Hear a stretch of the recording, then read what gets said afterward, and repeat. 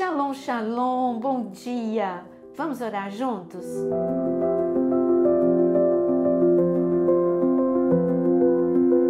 O que você faz, ou melhor, reformulando a pergunta, o que um piloto ele faz quando enfrenta uma tempestade a ponto dele não enxergar nada? Ele confia pilotando por instrumentos. E o que você faz quando você não enxerga a saída? Mesma coisa, você vai pilotar por instrumentos, só que o instrumento é o Espírito Santo de Deus que vai te conduzir. Você tem que confiar, você não está enxergando nada e ele vai te guiar para fora dessa situação. Em Ageu capítulo 2, nós encontramos algumas pessoas que eram responsáveis pela reconstrução do templo, fazia muito tempo, que era uma destruição muito grande, há muito tempo. E Deus mandou Neemias reconstruir os muros, Esdras, Zorobabel reconstruírem o templo. E claro que dá um desânimo quando você vê muito estrago, muita ruína, muito problema. Os problemas desanimam a gente. E Deus só liberou uma palavra para essas pessoas. Ele disse: sejam fortes e corajosos. E depois ele deu uma palavra mais de ânimo. Ele disse em Ageu capítulo 2, no versículo 9: a glória deste novo templo será maior do que a do primeiro, diz o Senhor dos Exércitos, e neste lugar darei a paz, diz o Senhor dos Exércitos. Eu gosto muito quando Deus se apresenta pelo nome Jeová Sabaoth, o Senhor dos Exércitos. Porque quando ele fala, ele se apresenta com este nome, ele está mostrando para a gente que tem uma grande guerra a ser enfrentada, para a gente poder ver a conclusão do que Deus colocou diante de nós. Então ele estava preparando essas pessoas, olha, vai ter paz e vai ser linda e a glória vai ser muito maior do que a do templo de Salomão. Mas vocês precisam seguir toda a minha instrução. Vai ter resistência, vai ter problemas? Sim, mas vai ter milagres? Sim. Na vida você tem problemas? Sim, mas tem milagres e intervenção divina na sua vida. Eu escrevi algumas frases para você. A primeira delas é um princípio para você, tá? O tempo humano, ele diz, quanto mais tarde, menos chance. Não é verdade?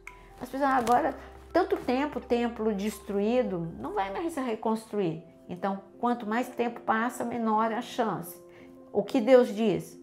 Quanto mais tempo passa, melhor a minha chance. Melhor vai ser mais perfeito, porque aí todos verão, saberão e entenderão que eu sou Deus. Porque aí ninguém vai ter dúvida, foi Deus que ajudou, foi Deus que fez. Então não fique desesperado quando passou o tempo e você diz, passou do tempo. Não existe isso nas mãos de Deus. Você lembra do episódio em que um garoto, ele levou 5 pães e 2 peixinhos para Jesus? Ele não ficou com medo. Quando ele viu a multidão e viu que estava todo mundo com fome, ele entregou na mão dos discípulos. Isso é um ato de fé extraordinária. Se ele cura enfermos, se ele expulsa demônios, ele também multiplica o pão, entregou 5 pães e 2 peixinhos e aquele menino viu o milagre acontecer. É esse nível de fé, por isso que ele diz que a gente tem que ser como criança, porque é esse nível de fé que a gente precisa viver, essa inocência. O mundo, a maturidade que deveria ser maturidade, na verdade, rouba a nossa inocência, rouba essa espontaneidade, rouba essa fé, porque uma criança, ela tem fé nos adultos, ela confia nos adultos e você precisa confiar em Deus da mesma forma que uma criança confia nos adultos.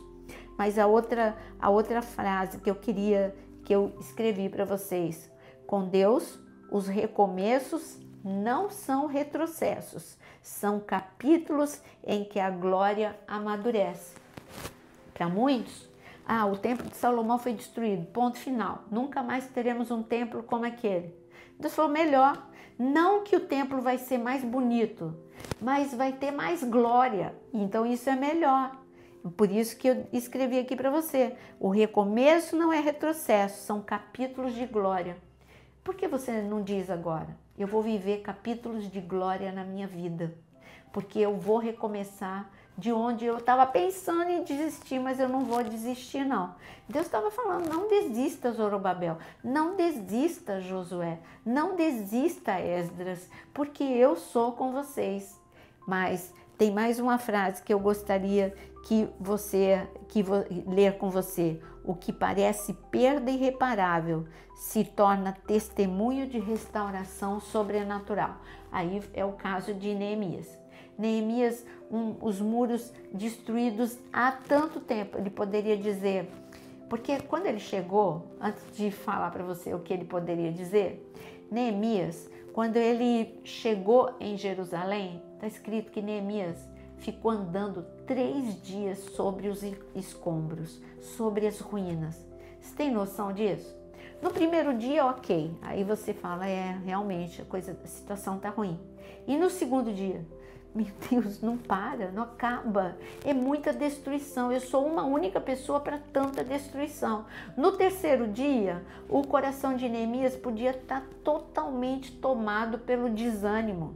Senhor, há 3 dias que eu só vejo coisa ruim, só ouço coisa ruim, eu só vejo grande destruição. Eu acho que o que eu trouxe de material não é suficiente. Senhor, me ajuda. Talvez fosse essa a oração, não tem a oração registrada de Neemias. Eu garanto para você que Neemias não ficou, ele pode ter ficado um pouquinho assustado, mas não desanimado. Ele se reanimou em Deus. Para Deus, isso não é nada. Se ele mandou que era para vir, para que eu viesse para cá, é porque Deus vai fazer alguma coisa. E eu sei que eu não vou fazer nada sozinho. É Deus comigo e Deus vai levantar e mover pessoas para estarem comigo. E assim, quem Deus levantou para estar com Neemias, enfrentaram a guerra? Sim. Enfrentaram dificuldades? Sim. Mas viram que a glória de Deus estava a ponto de acelerar. Porque quando você vê tanta ruína como Neemias viu, tenha certeza de uma coisa, Deus acelera a obra. Foram 52 dias só. Gente, pensa, você já lidou com obra? A obra atrasa, a obra demora. Quando eu fiz uma obra na minha casa, era para eu mudar para minha casa em maio. E eu só fui mudar em outubro, de tanto que atrasou a obra. A obra natural, ela atrasa, mas a obra na sua casa, a obra na sua vida, com Deus, ele acelera. Ele faz remir o tempo. Tenha certeza disso. Não desanima. Fala, Senhor, há tanto tempo. Eu quero que você, na sua mente, no seu coração, comece como Neemias, a andar sobre os escombros da sua vida, sobre as destruições. E você começa a andar, pensa um pouquinho, como é que está a sua família, como é que está a sua vida profissional, como é que está a sua vida ministerial. E como Neemias encara, olha de frente.